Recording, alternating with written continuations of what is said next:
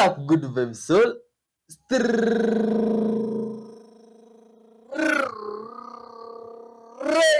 out of Africa. I am who? Y311H. Welcome on today's episode. My friend, I have some bananas with me here because today's videos, my friends, they have gone bananas. Extremely crazy, interesting videos full of good vibes and love, my friend, which we shall be watching together. You see, others are mysterious and full of crazy stuff that you haven't seen lately. So, my friend, keep it tuned till the end and leave your thoughts down below as we react to these videos with the intentions of spreading love and peace to the whole world. Honesty, forgiveness, unity, and good vibes. My friend, please cut this thing. We start again. Kindly. I don't think it has gone well. My friend, hey, please cut. Cut. Hey, wait. We have started many times. Kasungu, come.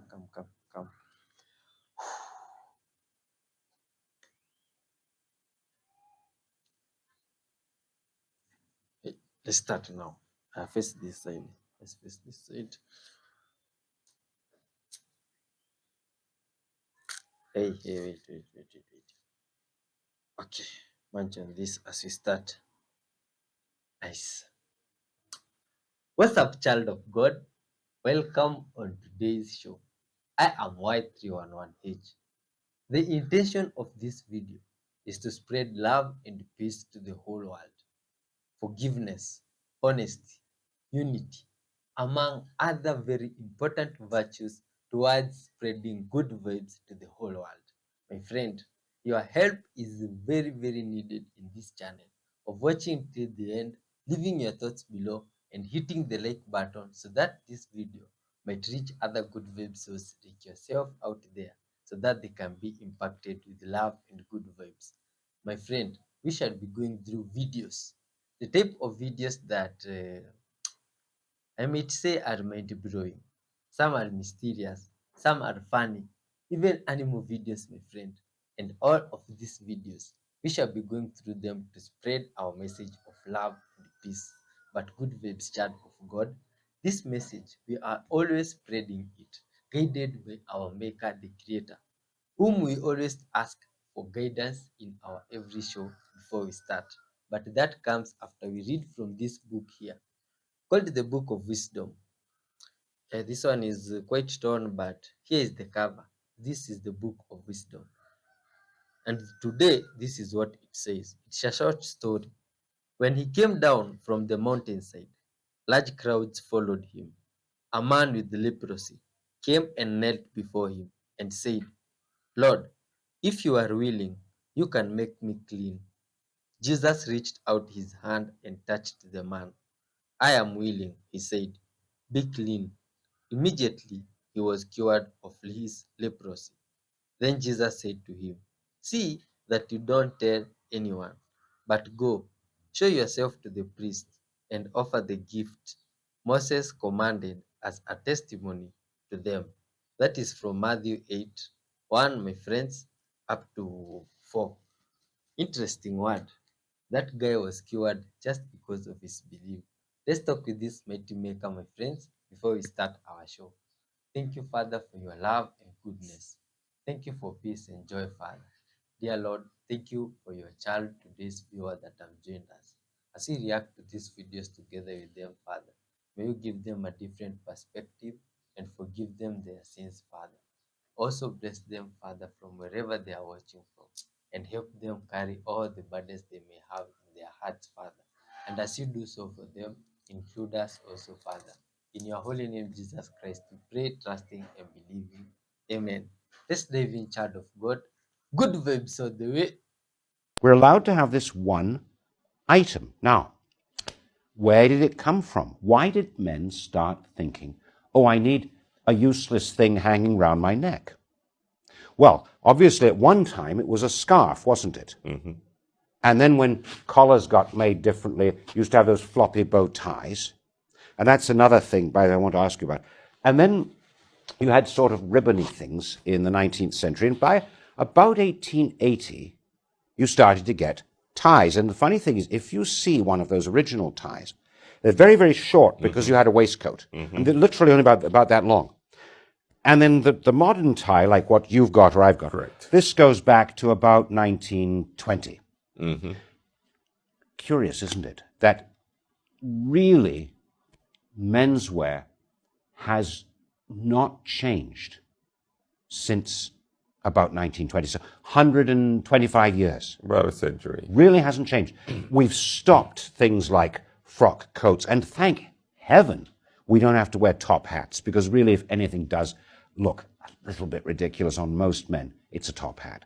But other than that, we've now started wearing the lounge suit, exclusively really, but we wear these ties.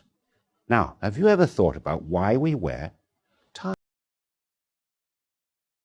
A genuine question. If you talk to yourself in your head, do you refer to yourself as a me or as you or as a we?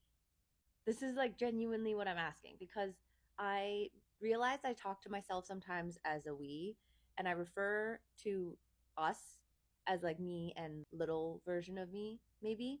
I don't know. I don't know what I'm referring to, but sometimes I say we, and I thought that was interesting. And I was wondering if anyone else does that too. Okay, yeah, just let me know. Okay, I'm going to try and explain a spiritual point of view for what's happening in the world. Some of you will get it because you're awake. Some of you are maybe going to get bits and pieces. Maybe you're in the middle of the road and not quite sure yet what's happening. And some of you, it's going to go completely over your head. You might call me crazy and you might get really upset. It's not my intention to upset you. It's my intention to get you to use your brain, that big, beautiful brain that God has given you, to think deep, to have eyes to see and ears to hear. Here goes. You are a spiritual being, one with God, in a human body, having a human experience.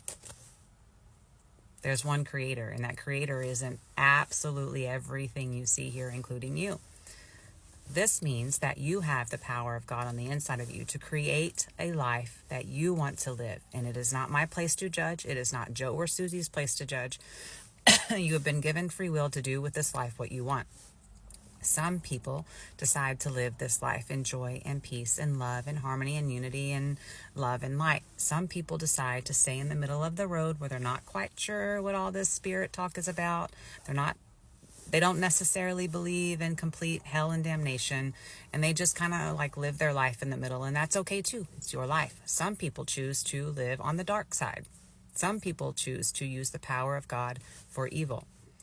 The ones that have been in control for so long have been using the power of God against you as evil to keep you down and to keep you controlled. So they can take everything you have, treat you like doo-doo, take your children and hurt them. They want to live in their guilty, sinful pleasures and control you. That's what they've been doing.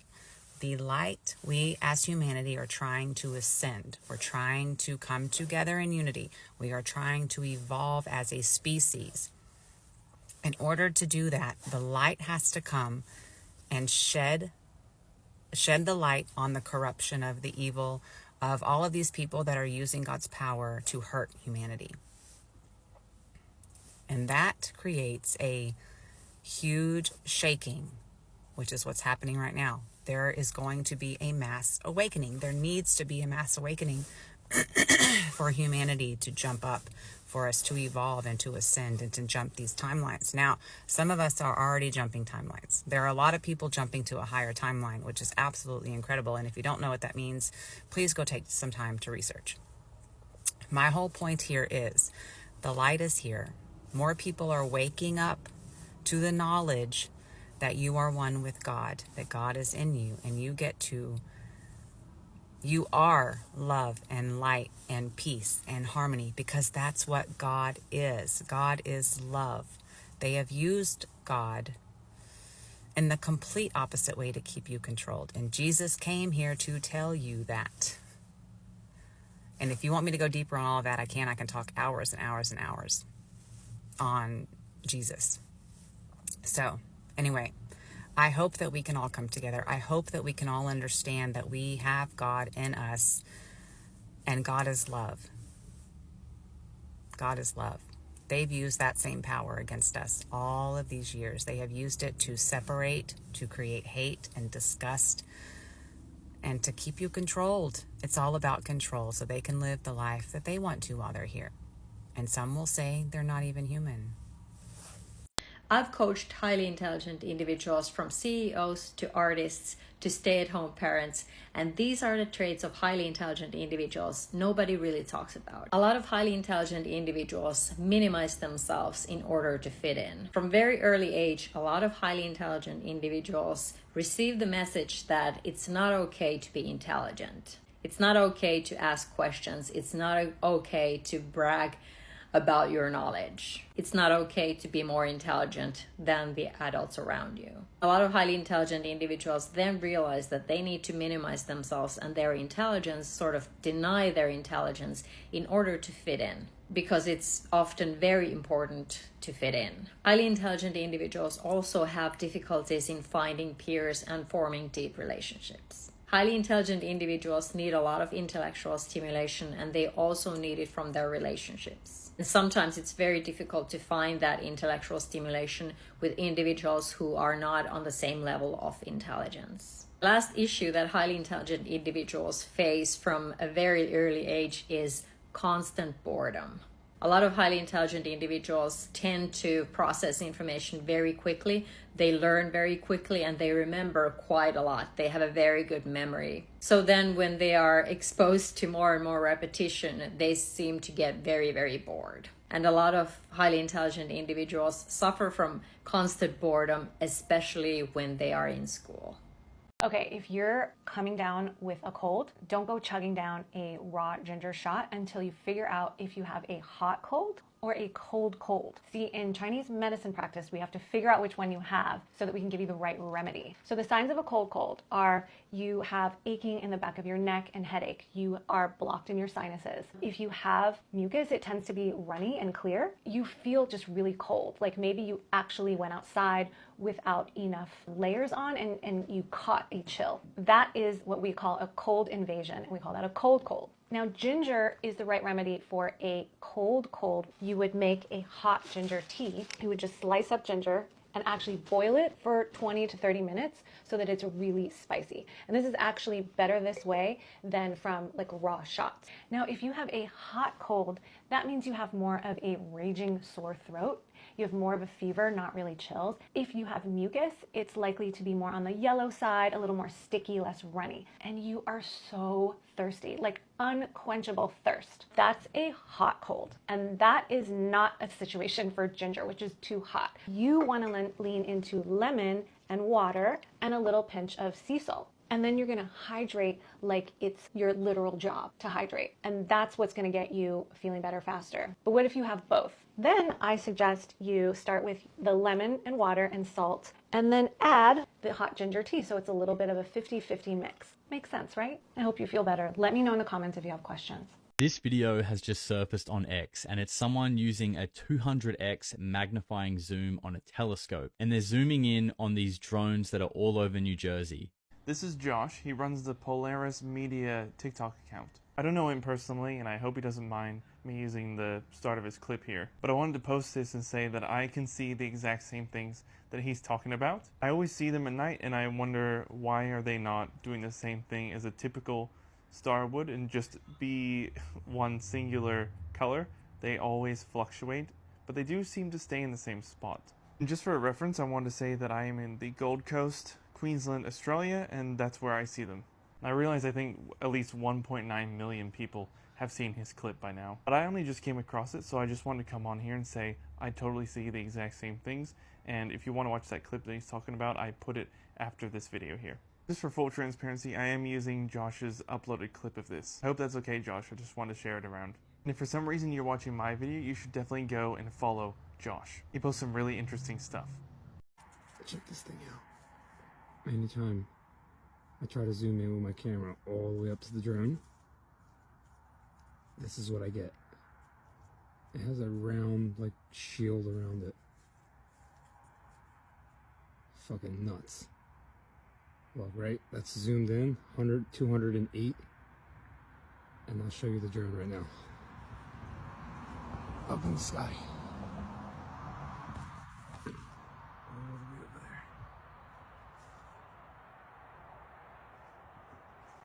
Jesus was not white.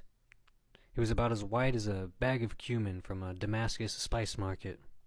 The pasty, blue-eyed, soft-haired Jesus you see in Renaissance painting, church windows, and conservative Facebook memes is nothing more than a colonial fever dream.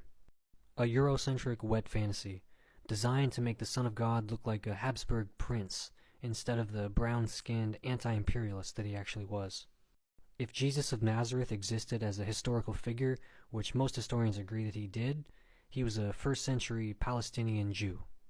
That means he had dark skin, dark hair, and Semitic features. The people of that region didn't look like Renaissance art models from Florence. It also means that he was 5'5" to 5'7" in height, average for the time, but not exactly a towering Viking with a CrossFit physique. It also means that he was dressed like a Galilean peasant. Tunic, sandals, no pristine robes, no European facial structures. And let's be clear, the Bible never describes Jesus' physical appearance. The closest we get is Isaiah 53:2, which explicitly states, "He had no beauty or majesty to attract us to, nothing in his appearance that we should desire him." So let's just say he wasn't an Abercrombie model. Jesus lived in Roman-occupied Judea, where Jews were distinct from both the light-skinned Romans and the dark to olive-skinned Middle Eastern peoples. Jews were Semitic, a distinct ethnic group, not European. If Jesus looked like a typical Swedish lumberjack, he wouldn't have blended in with his disciples or with the Jewish masses who he preached to. When the Roman Empire looked at Jews, they saw foreigners, Semites, and a rebellious underclass, not fellow Europeans. The Romans literally described Jews as dark and curly-haired, not pale and straight-haired. Jesus was born in Bethlehem, raised in Nazareth, and spent his time in Galilee, a region of what is now modern-day Palestine. These areas weren't populated by Germanic people. They were inhabited by brown-skinned, Middle Eastern, Afro-Asiatic peoples, who looked far more like today's Palestinians, Yemenite Jews, and Syrians than any white guy from Kentucky. If Jesus was white, then so was every Arab, Sephardic Jew, and Bedouin merchant living in ancient Judea. Spoiler alert, they weren't.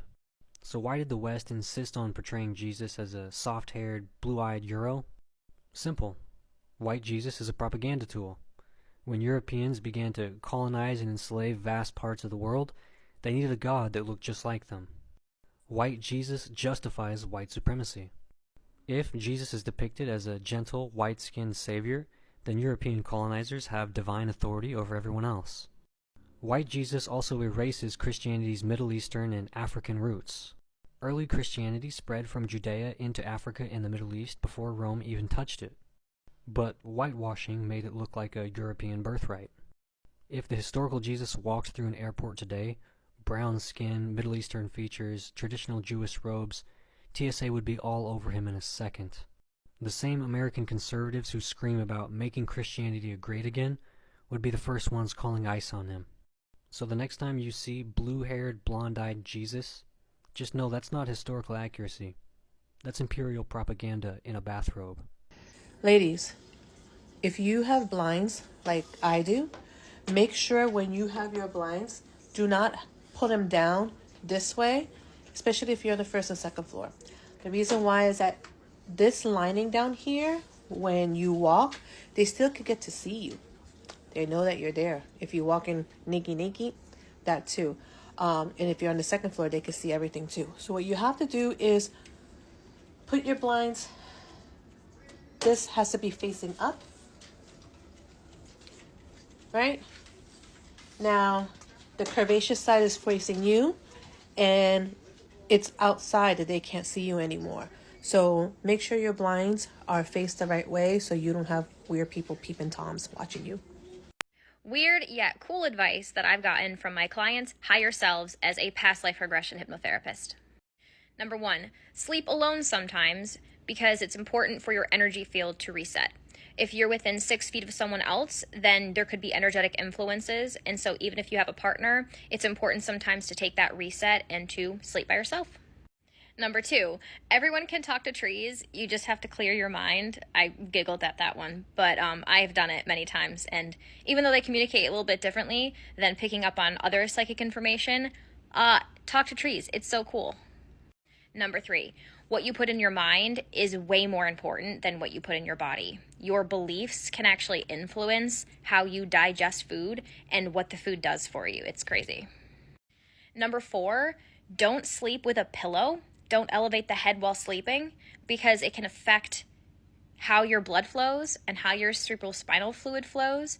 And it's actually more appropriate to elevate the feet while you're sleeping. That is just what my client's higher self said, because in past lifetimes, this client, the culture revolved around having their sleeping position at a tilt with your head below your feet. It was like wild to hear. And also, I have like not substantiated that. I heard it one time. However, in the last few years, I've started to not sleep with a pillow and my neck has felt way better. So I don't know, just anecdotal. Number 5, if you talk to your water and infuse it with positive intentions and then drink it, it affects your body in a really positive way. So my client's higher self said, start talking to your water every day. Okay, and this will be the last one for now.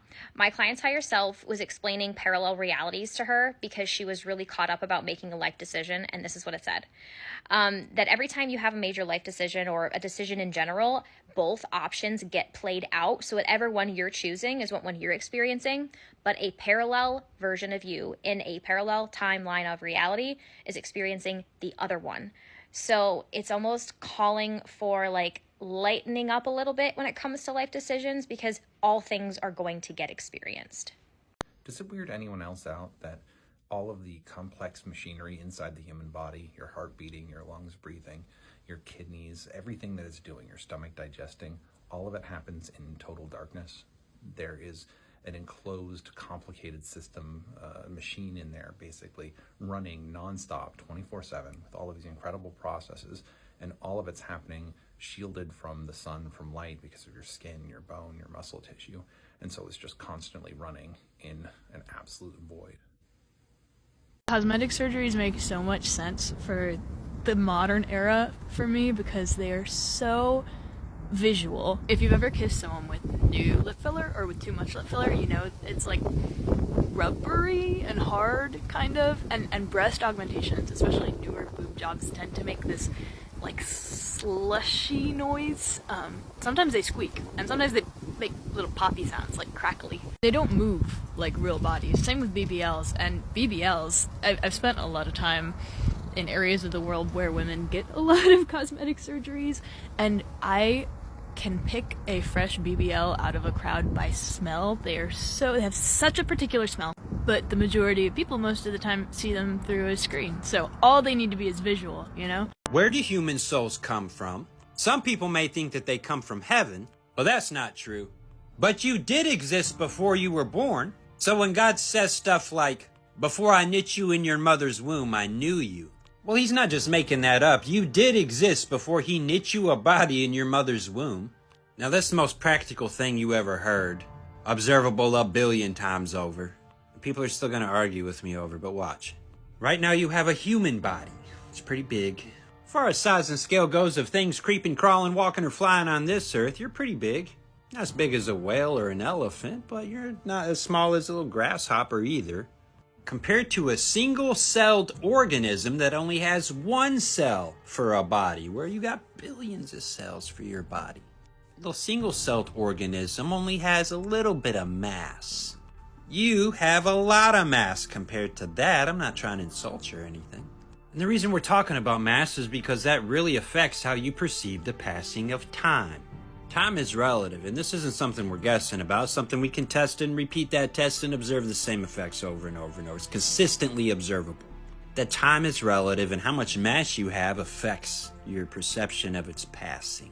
Time does not pass the same for everything all the time. As a matter of fact, time passes very differently for everything all the time. For instance, photons of light have no mass, and so they experience no time. You know, the scientists say that the light traveled billions of years across the universe to go into your eyeball so you see it in the sky. Now, while deep time is totally unnecessary in the equation, it's just not, you just don't need it, so. Other than that fact, doesn't matter how long it took the photon to get here, the photon doesn't have any mass. It experienced 0 time between leaving and arriving. It's always just right now for the light. Get it? So according to the photon, it's both where it started, where it is now, where it's going, all at the same time. Just to put some things into perspective, that time is very tricky, and it's very related to how big you are. In relation to mass, not necessarily to size. But they're usually interconnected. Except it is true that sometimes some very small things are more denser than some very big things. Happens that way. Another example is the grasshopper. Dude only lives 1 year. And any way you cut the cards, it is 1 year as humans count the passing of time. Like regardless of how the time is perceived to pass, the grasshopper only gets 1 revolution around the sun, as the Globers say, right? So the human and the grasshopper both agree. A grasshopper's lifespan is only 1 revolution around the sun, okay? But because he's so small, that 1 revolution around the sun was a long, full, 80-year, full life experience. He didn't witness it going by super fast like a human did. He witnessed it go by super slow like a grasshopper does, so that his 1 year perceptually is the same as your 80 years. His lifespan to him lasts as long in the perceiving as time as yours lasts to you. Because mass distorts the fabric of space-time, bends it, so that things have a longer path to travel to cover what would be the same distance if the fabric was just flat. Mass doesn't just bend the fabric of space-time, it stretches it out, creates more space, and therefore takes time longer to travel. This is called gravitational time dilation. I didn't make any of that up. This is called classical physics and relativity. If anybody made it up, it's Einstein. Blame that dude. So I said all that about mass and the fabric of space-time because you have not always had this much mass. Matter of fact, you lived a whole life as a single-celled organism before you ever had a human body. And by whole life as a single-celled organism, I'll say more. We are 3-dimensional beings walking around in the 4th dimension of time. And I mean we walk on the 3rd dimension of the earth through the sky, which is the 4th dimension. That breeze blowing on your face, that's the sky. That's time you are walking through. Or sitting as it passes you by. Where you're sitting decides how fast or slow it passes you by. I mean, at the bottom of the building is one thing, at the top of the building is even another. And though the difference is minuscule, I mean, it's proven. The faster you're traveling, the slower time passes for you, even if according to your perception, the clock on the dash moves as slow as it always does. You're aging more slowly than everybody else that's not traveling as fast as you are. It's relativity. That's what it means. So when I say before you ever had a human body, you lived an entire, full experience of a life as a single-celled organism, even if it was very quick. From our human perception, from the single-celled organism's perception, it was slow and arduous, 80 years long. But God is far above the 4th dimension of time. Time passes far differently for stars in the 5th dimension than it does for humans walking around in the 4th dimension. Stars are immortal from our perspective. And then above that is paradise, where the throne of God is, where he sits and looks down on time. It's not as if time doesn't pass. Up there it does. But from those very large beings up there in the 3rd heaven above it all, a human life is a wisp and a vapor. Zip! That's a whole human life. 80 years right here. From the vantage point of God's throne, and anybody around that area up in paradise, right? A human life is this right here. Zip! Did you miss it? It's this fast. Zip! Generations I just displayed of humans being born and dying. Zip! Zip! There's another generation. Zip! There they went. Zip! There they get. Time passes differently depending on your position in reality for certain, and also your mass for certain. Passes differently for light than it does for darkness for certain. Not only that, but how fast or slow time is moving waxes and wanes like everything else, stretches out and contracts, right? It's time and space, stretches out and contracts. When space stretches out, time stretches out with it. When space contracts, time contracts with it. Gravitational time dilation, not making it up.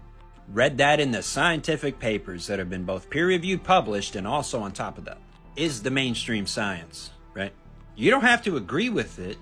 You do what you want. But when I can test and measure and observe for myself, I can get on with. Before you were ever a human, had a human body at all, you had a body made out of one single cell, and you lived an entire life as such. You were first formed in your father's loins before ever your mother's womb. And you were born first from your father and had a whole life after that, didn't you? But it was so fast from our vantage point means nothing to relativity. You lived an entire experience of a life, a whole hero's journey, start to finish. You were born as a single-celled organism from your father's loins. And God did know you. As a matter of fact, He gave you instructions on what to do. And by following them, you entered the egg, and the promise was true. What promise? He said you must be born again. He said stuff like, I go and prepare a place for you. God made every one of us a promise. In a previous life we all had as a single-celled organism. Let no person say they never asked to be born. Hey, guess what, y'all? You raced for your entire life and beat out millions of others to be born. Ask for it. You competed for it. You gave your whole life in search of it. A myth, a legend, a dream. Surely only fools pursue such thing as being born again, the other single-celled organisms said. Now Jesus said to humans, except a kernel of wheat, except a seed, fall into the ground and die, it abides alone. But if it dies, it brings forth much fruit. Except a seed go into the ground and die. And right there is where it happened. That is where you as a single-celled organism died to be born again, giving your life to the instructions and the promise in hope. The zinc explosion, your body got scattered all over the inside of that egg. That egg that called to you like Holy Jerusalem calls to Christians now. That is not a sperm entering the egg. That's a coronal mass ejection. Looks to me like the egg calling. Dang, what does the earth look like? That signal from the sun keeps hitting it on its journey. Just to tell you, all things give this example right here, even grow in a garden. But there is the sun and there is the earth, and what does that look like to y'all? But every one of us on earth followed God's instruction according to His promise and hoped to be born again, and it happened. Sperm souls only get to become human souls if they follow the instructions, enter the egg, and die. And that is the moment where a sperm soul ceases to exist and a human soul begins. God knew you in your father's loins and in your race to the egg. He was cheering you on. You did it! Do it again.